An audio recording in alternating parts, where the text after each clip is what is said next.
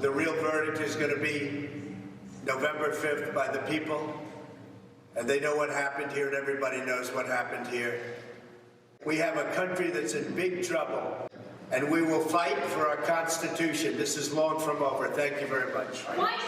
This is my video update on this Friday, midday, May the 31st. Let's talk about some news. And of course, we have to start things off with the Trump verdict. Guilty, guilty, guilty. 34 felony counts. That is what the verdict was for Trump. No surprise. No surprise whatsoever. Some analysts were thinking that maybe there would be a hung jury, but I think this ruling surprises no one. Completely expected that he was going to be found guilty because this was a kangaroo court. Robert Barnes called it a show trial. That is exactly what this was, a show trial. And they got their felony charge on Trump. When I mean they, I mean the Democrats, the deep state, the establishment, the globalists. They got their felony charge against Trump. And now we are going to have to hear from the mainstream media, the collective West mainstream media, for the next 5 or 6 months up until the elections. Felon Trump, felon Trump. Trump was convicted. He is a felon. Felon Trump. 34 counts. Felon Trump. That is what we are going to hear for the next 5 or 6 months, up until November 2024. So a lot of experts are saying that this is going to help Trump. This is going to give him a big boost in the polls, and this will guarantee his election as president. Perhaps. I can definitely see that. But don't underestimate the establishment political class. Especially don't underestimate the power of their control over the media, the information war, the power that they have on the information side of things. If there's one thing that the U.S. establishment, the U.S. deep state does very well, it's narratives, script writing, propaganda, information war. They've been fighting a conflict in Ukraine, handing over $400 billion over the last 2 years. Most of it based on information war and narratives. And clever or ridiculous script writing, depending on how you see it, but a lot of people buy into it. So a lot of people will buy into the felon Trump narrative. Don't underestimate it. Don't underestimate their power over the information space. They're very good at it. And right now, a lot of people are hyped up and emotional about the verdict. But give it another couple of weeks, and everybody's going to calm down. Everyone's going to get into their routine. But the collective West media, they're not going to stop. They are not going to stop. CNN is going to talk about felon Trump every single day.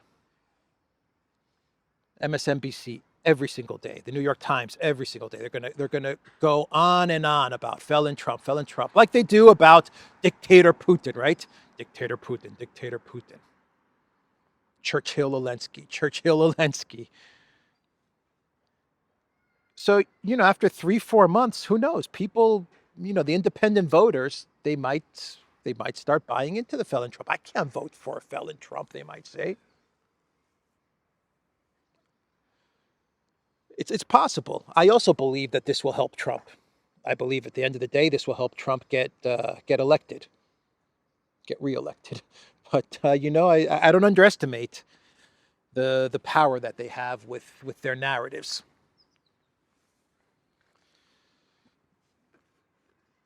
I mean, a lot of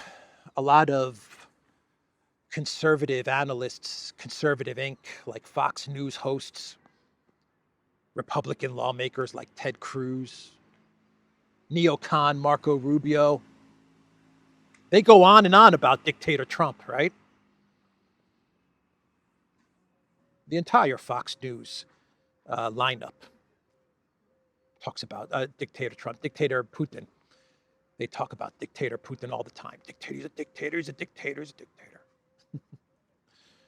They've completely bought into the script of the narrative because they've been told that over and over again.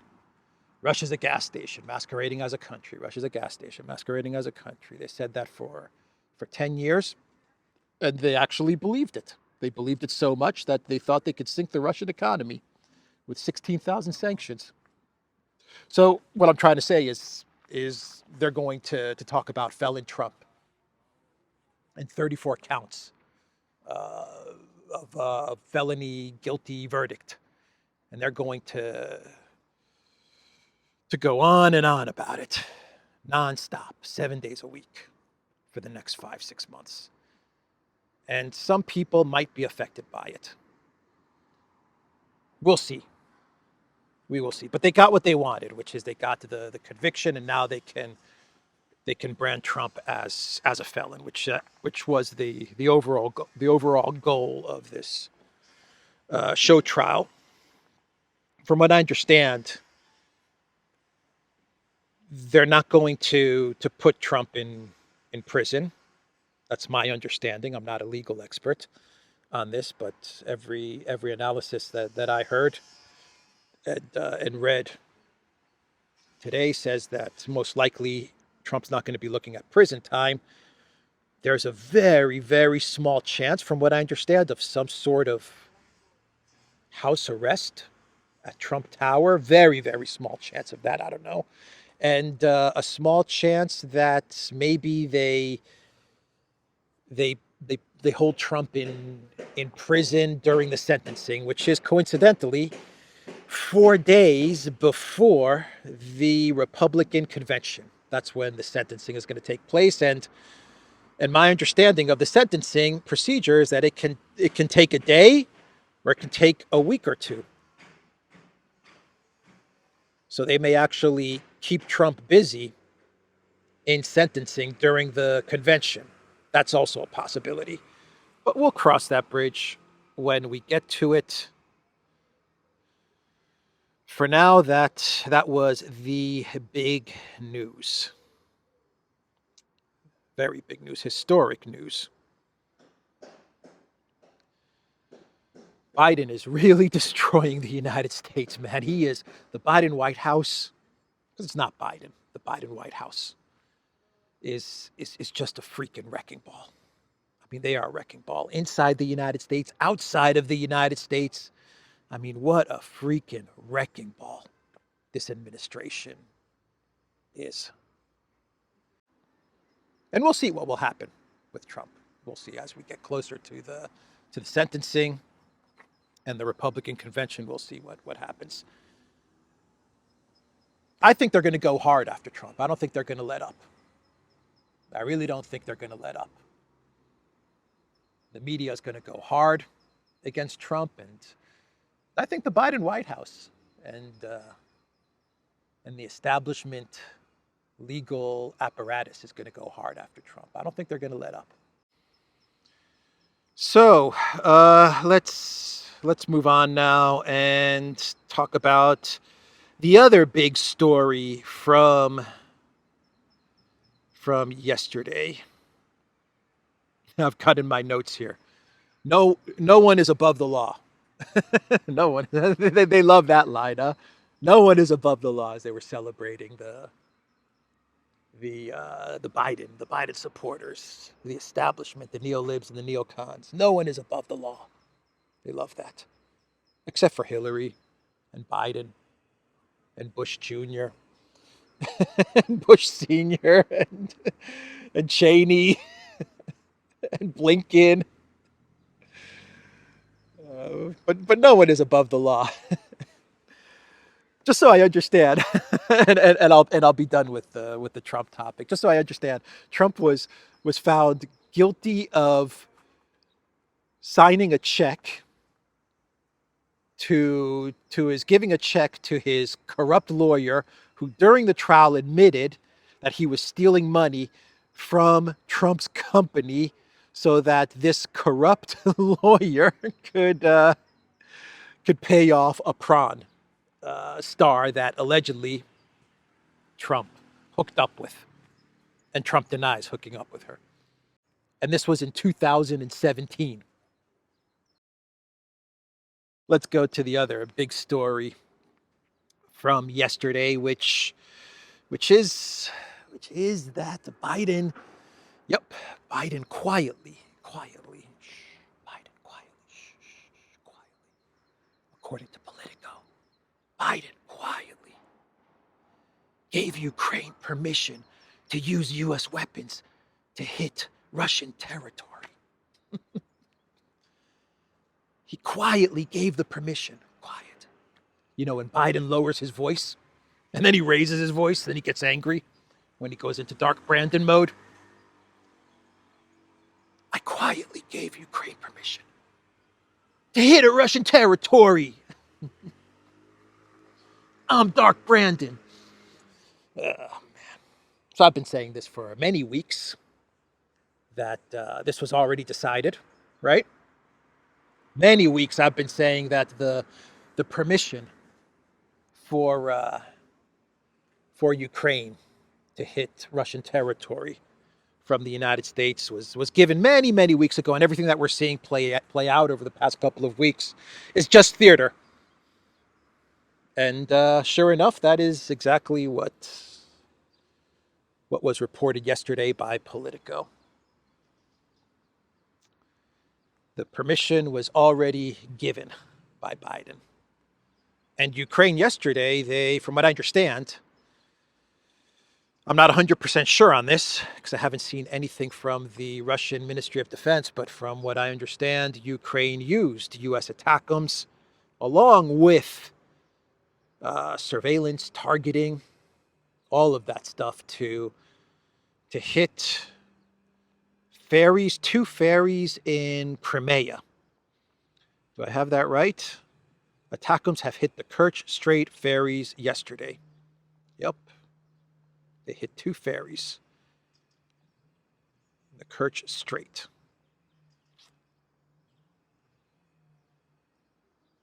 So yeah, they already started.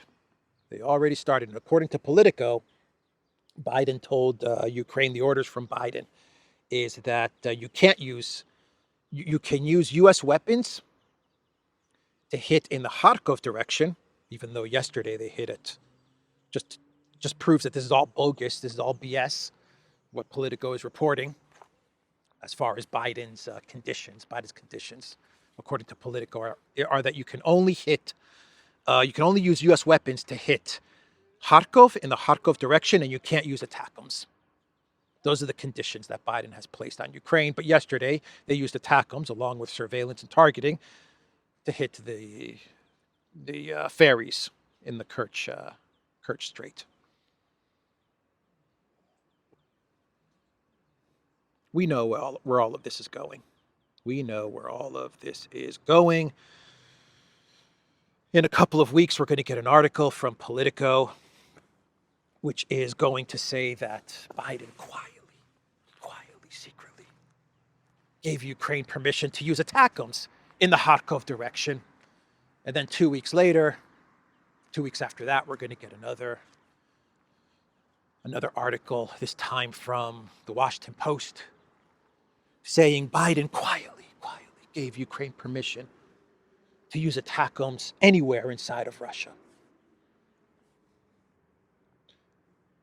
All the permission has already been given. What we're seeing right now is the truth trickling out piece by piece every 2-3 weeks. The truth is going to trickle out. But behind the scenes right now at this very moment and for the past couple of months, it's my opinion, and I've been saying this for a while now, it's my opinion that the US, the collective West, the Pentagon, they're already working on the targeting of Russian territory. They're already picking out the targets. They've already picked out the targets, and now they're going to start striking at those targets over the next couple of months. But every 3 weeks, we'll get the article, the revelation that Biden secretly gave permission to Ukraine to hit here and to hit there as he escalates.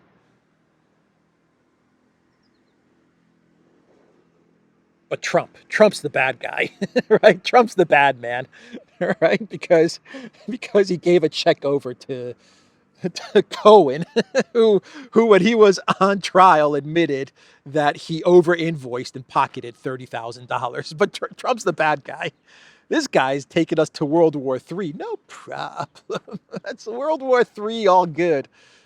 Don't you dare give $100,000 to your lawyer, who is an admitted liar and thief. Don't you dare. Crazy, man. Crazy. Absolutely crazy what's happening in the U.S. Wrecking ball. That is the Biden administration and everything in and around the Biden administration and everything controlling the Biden administration. Just a wrecking ball. So that's Politico. That's Politico. Let's see. Do I have anything to say here? The Biden administration has quietly given Ukraine permission to strike inside Russia, solely near the area of Kharkiv, using U.S.-provided weapons. 3 U.S. officials and 2 other people familiar with the move said Thursday. A major reversal that will help Ukraine to better defend its second-largest city.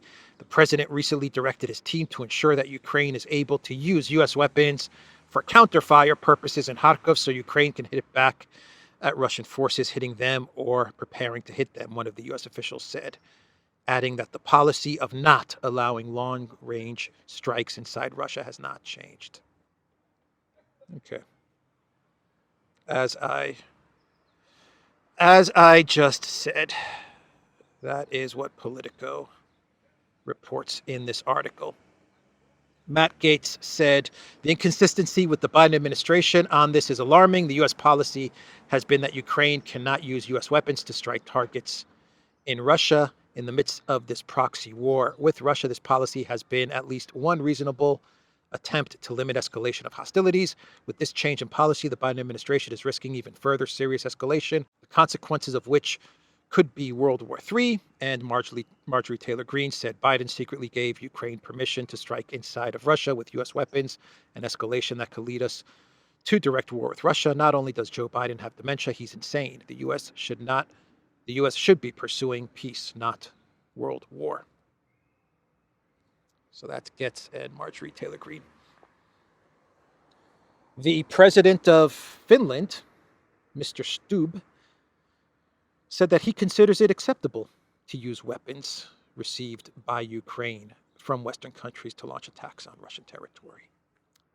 That's new NATO member Finland, who shares a border with Russia, very close to Russia, saying, yeah, let's use Western weapons to hit Russian territory. That's the president of Finland. That's not going to work out well for Finland. So the Financial Times, they put out a very interesting article. I've actually been talking about this over the past couple of days. Elensky and the Switzerland Peace Summit, and how Elensky is mocking Biden for not showing up, saying Biden is not very strong, and Putin's going to be applauding. Right? I've talked about this. And now the Financial Times is reporting about this.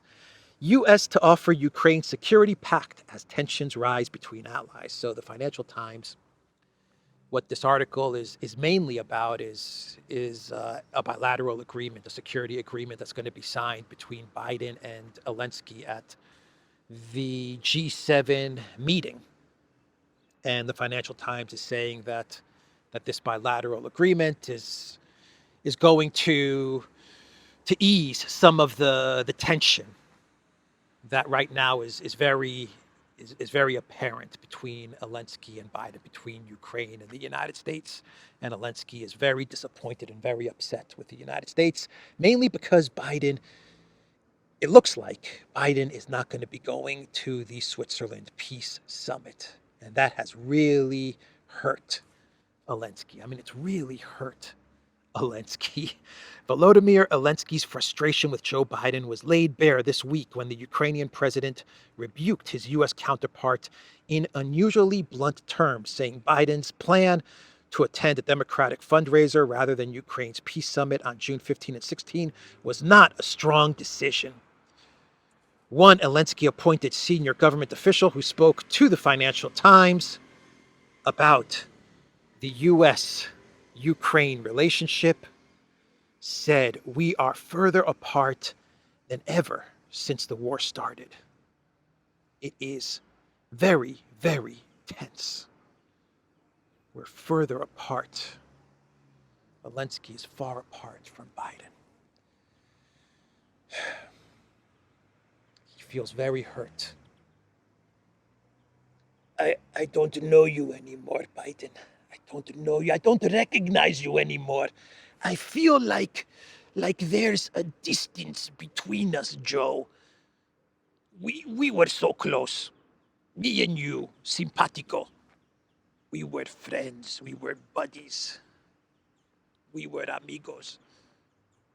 Now there's this distance. I miss you, Joe. I miss you so very much. Let me put on some Elensky number 5. And let's be friends. Come here. Give me a hug. Let's be friends again. A second. I can picture Elensky in his presidential palace, sitting down next to a window, rain coming down, and All By Myself is playing in the background. And he's thinking about all the good times with Joe Biden, all the hugs, all the money exchanging hands. All by myself. Tears running down Zelensky's eyes.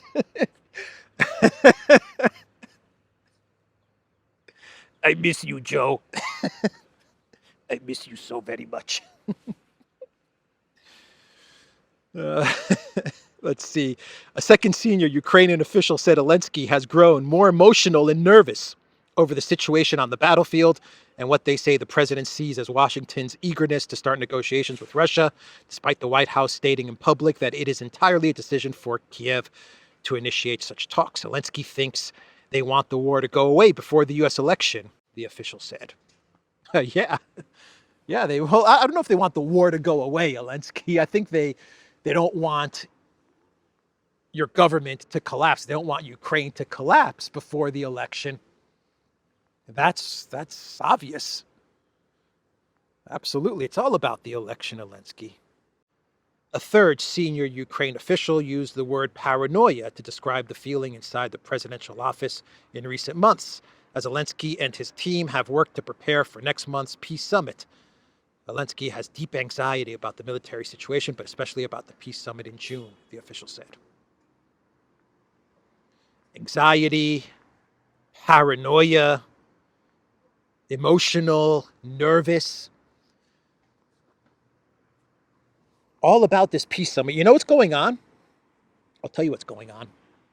Elensky, the actor, he sees this peace summit like a play, like opening night of a production, of a theater production. And he's worried that no one's going to show up to his play. That's what he's worried about, man. That's it. And he's worried. He's going to put on this big show, a peace summit. This is like the big show. This is the big one. This is Broadway. And he's worried that no one's going to show up. China has already said they're not going to show up officially. China said, we're not showing up. Why are we not showing up? Because Russia's not invited. That came out yesterday officially. Elensky's going to travel to Saudi Arabia to try and convince MBS to show up. But yeah, Elensky's worried. He's worried that he's been preparing for this for months. Reading lines, going over speeches, scripts, working with his acting coaches, with Yermak and Podolyak, working with his voice and singing coach, his dancing coach. He's been getting his dance moves down. He's got a new green outfit picked out. And he's worried that no one's going to show up, especially Biden.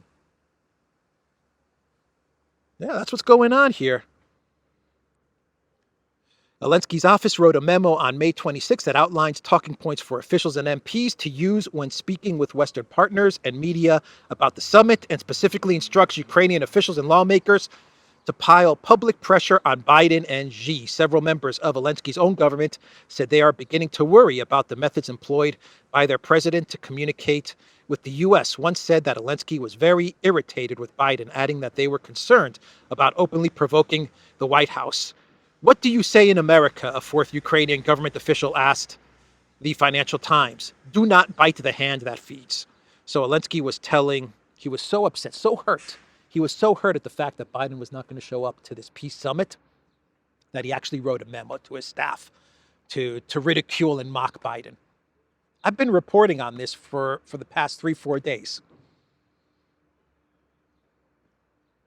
And now we have a memo from Elensky, which instructed his staff to make fun of Biden,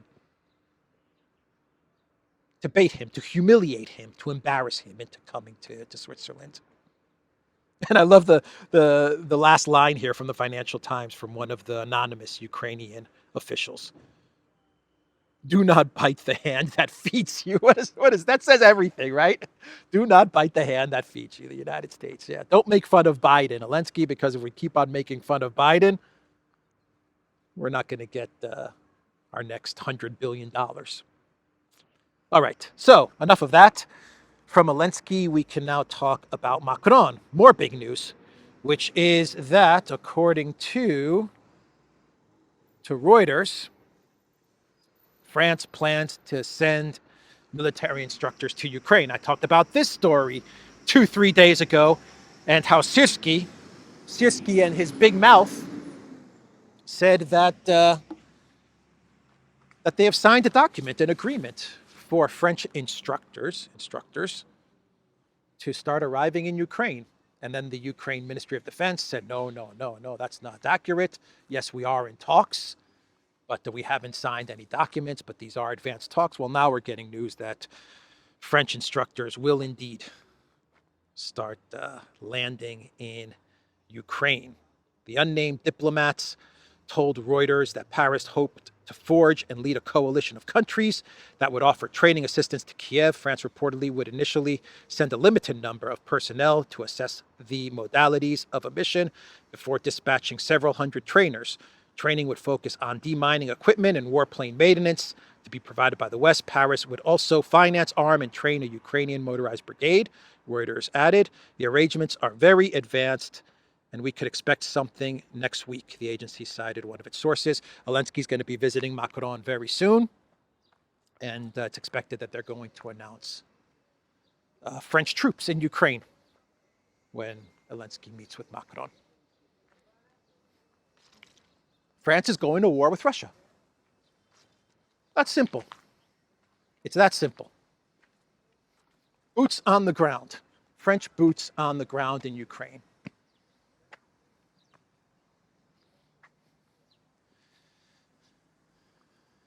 What have you done, Macron? What have you done?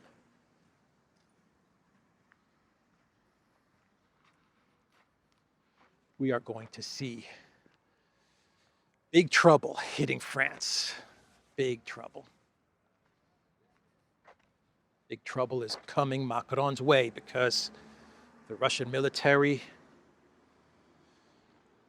Just like they went after the Leopards and the Abrams tanks and successfully destroyed Leopards and Abrams tanks, you better believe that they are going to go after the French instructors, the French soldiers. You better believe it. This is a terrible, terrible mistake from Macron.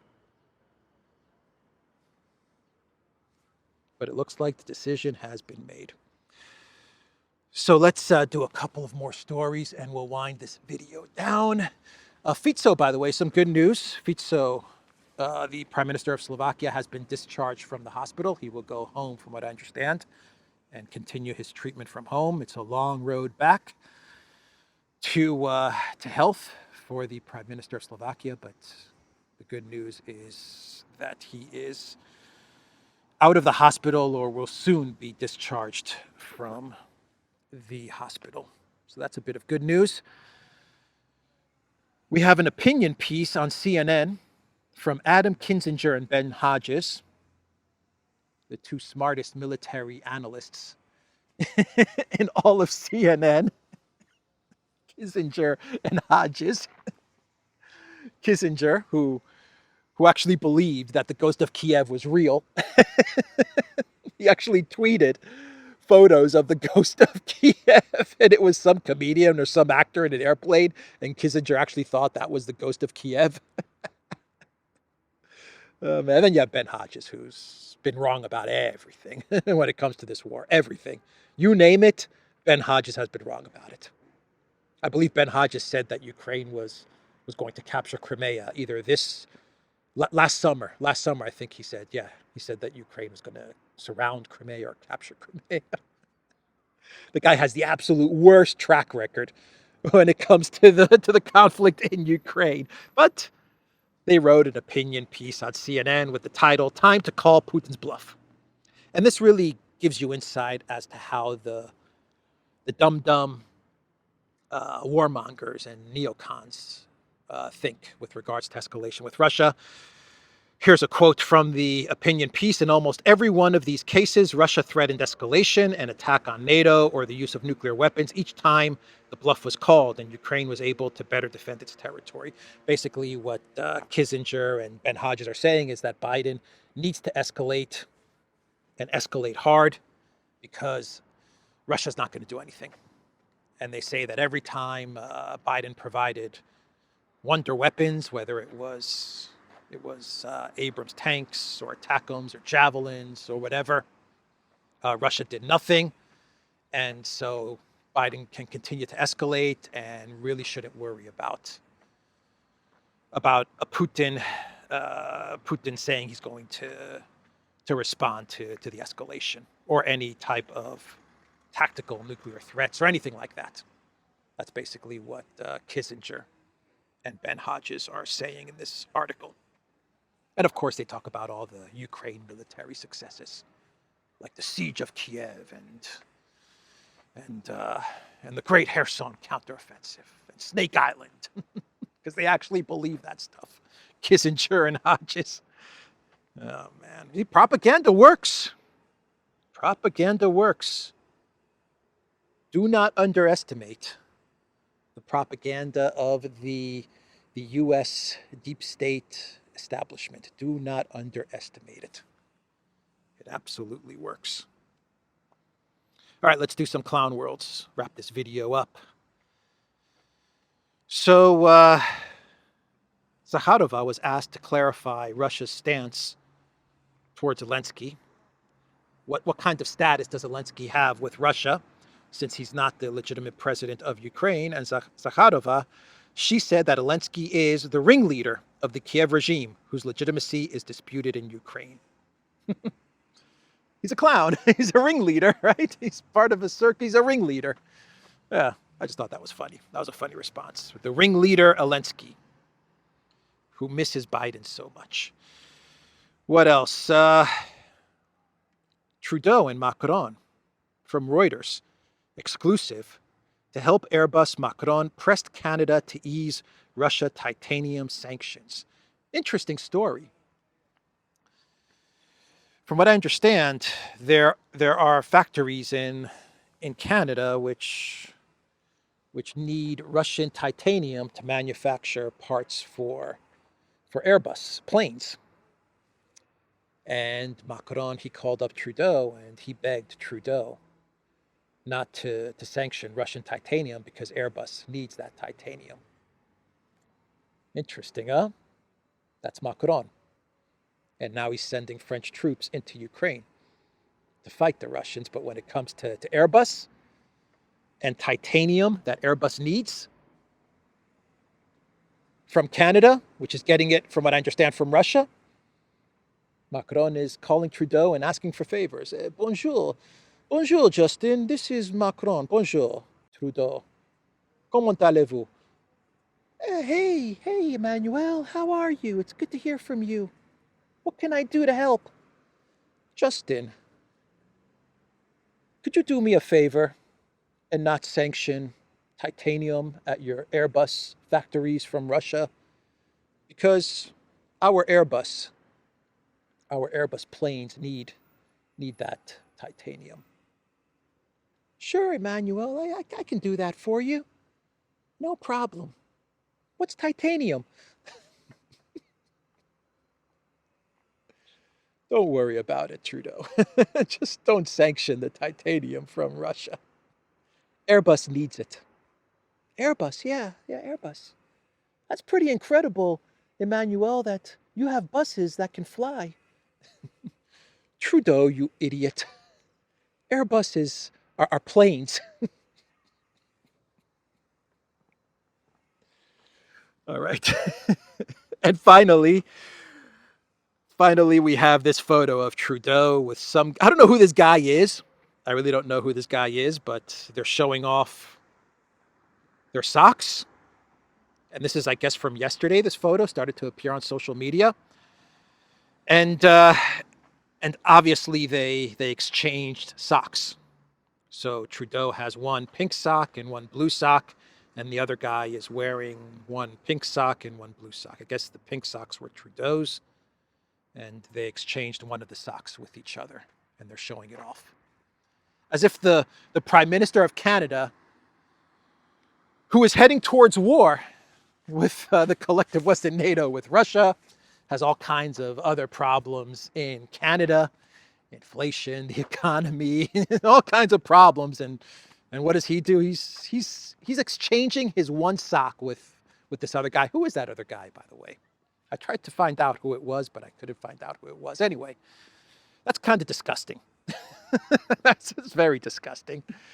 Your stinky, sweaty sock, and you're going to give it to another guy, and then you're going to wear his stinky, sweaty sock? That's gross, man. That's really gross. Anyway, that's the video, everybody. The Duran.locals.com. We are on Rumble, ODYSEE, BitChute, Telegram, Rockfin, and Twitter X, and go to the Duran shop. 15% off.